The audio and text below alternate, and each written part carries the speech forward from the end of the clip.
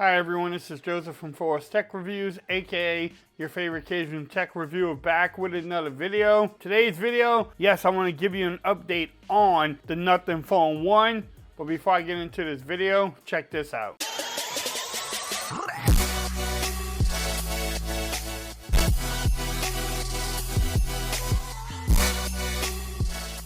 Okay everyone, so I'm back with another video today. Today's video, yes, I want to discuss my experiences with the Nothing Phone 1. I've been using the phone for about a week now, and I just want to go over my experiences with it. I'm going to talk about the display, the battery life, the camera, the software, my everyday use. Can you use this phone in the USA and not have any issues with it? And also we can discuss the announcement that came out today at the taping of this video. That was January 30th, that the Nothing Phone 2 will be coming to the US also, which is a great thing for the US consumers. Now we just have to get it out there for them. I'm enjoying my experiences with the Nothing Phone 1, and it's actually been pretty good. I'm actually quite surprised on how much I'm really liking this phone. But let's get into the obvious. The things that it's missing, it does not have any type of water resistance, any type of, I think it has splash resistance, which I think when you come to the US, you need some type of water resistance.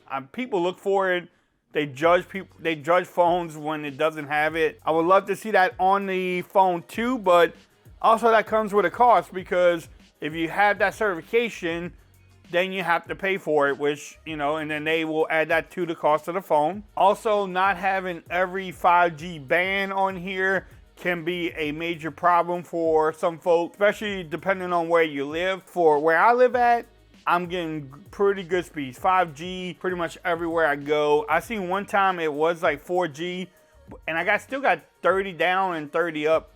So it wasn't horrible, but I did see it switch over to 4G. Compared to my Oppo Find N2, this phone definitely has better antennas or radios in the phone itself, and I'm getting better speeds, even though it has the same bands as the Oppo Find N2. So for me, if you live in the San Antonio area, or you know, if you have T-Mobile, you may be able to use this phone and not have any issues with it. I'm in Discord. I see people all over the US saying that they have great speeds too. So, and they with AT&T and also T-Mobile too. I think someone said Verizon, but I'm not sure if you can even use the phone with Verizon yet. I know they said Mint Mobile works good on here too, so yeah, if you have T-Mobile, AT&T, maybe even Mint, you probably pick up this phone and not have any issues. The thing I said in my other video, if you have issues now where you're at, you probably have more issues with this phone too. Also, the weakest point on this phone is probably the cameras, but the cameras are not as bad as some folks were thinking about. I know a lot of people right now on Twitter is comparing this to the Pixel 6a, and I understand this. $299, the Pixel 6a is $299, but I think the overall experience with this phone, the feel of this phone, actually, I don't know, it's pretty close. But look at the build. I do love the build of this phone, the boxiness. It does look like an iPhone. People will say, oh, what kind of fancy iPhone do you have? Or that's a different looking back for an iPhone. Even though, you know, it feels like an iPhone, looks like my son's iPhone that he has, but it definitely doesn't act like an iPhone. It's an Android. Let's keep it moving. The display on here is a good 1080p panel. It does get bright during the day. The colors are really good. Watching YouTube videos on here, Netflix, I don't have any problems. I'm enjoying it.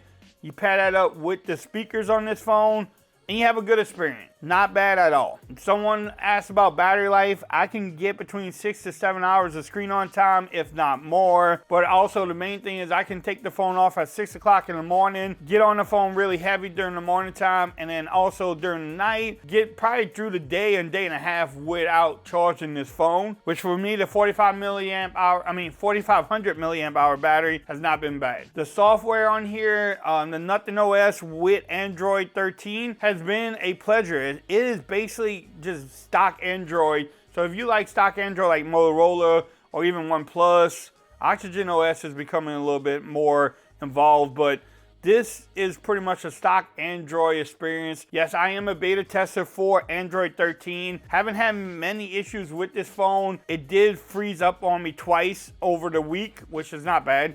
Other phones freeze on me you know, once in a while too. I don't know what I was doing. I think I was just trying to get into an app and it just froze. Had to hold down the power button, which is not a big deal. You hold it down for like 30 seconds and you can reboot it. Using this phone as an everyday phone has been great. Texting, phone calls, receiving calls, speaker calls on here. The great thing about it is you don't have to do any type of, you know, managing the apps in on here to get notifications. You don't have to do any type of, you know, manipulation with developer options to get your text on here or texting someone. You don't have to do none of that, which I know the Oppo Find N2, when you get the Chinese ROM, you sign up for that too, but just letting people know. It also works with Android Auto, no issues there. Also, the Galaxy Watch 5, it is paired to it right now, no issues there. I did see somewhere, I don't know if it was on Twitter or that Discord, where people was having trouble pairing a Pixel Watch. I haven't tried that yet, maybe I should,